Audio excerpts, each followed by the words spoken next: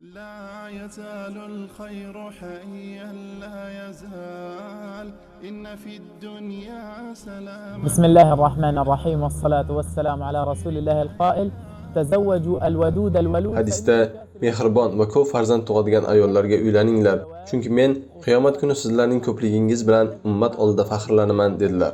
Nikohning maqsadi ayniqsa genotsidga duch kelgan Falastin xalqi uchun musulmonlar naslini davom ettirish va islom ahlining borligini saqlab qolishdir. Ayniqsa biz muqaddas bir masala egalari bo'lganimiz sababli bu masalani tirik saqlashni va mavjud bo'lib qolishini istaymiz. Alloh taoloning izni bilan bu kuyovga 1400 shekel miqdorida hissa taqdim etiladi. Bu musulmonlar sonini ko'paytirish va bu masalani butun dunyo oldida tirik saqlab qolish yo'lidagi eslatma va qo'llab-quvvatlashdir. Va kuyovimizga shunday duo qilamiz: Alloh nikohingizni muborak qilsin, sizlarni yaxshilikda birlashtirsin. Yordam berganlarga esa islom va uning ahliga, G'azo ahliga tayanch bo'lib kelayotganingiz uchun Alloh sizlardan rozi bo'lsin. Sizlar Allohning nusratiga sababchi bo'ldingiz. Bunday holatlarda yonimizda bo'lib kelmoqdasizlar. Sizlar bizga yordamchi bo'ldingiz. Islom va uning ahliga oq qo'l bo'lib xizmat qildingiz.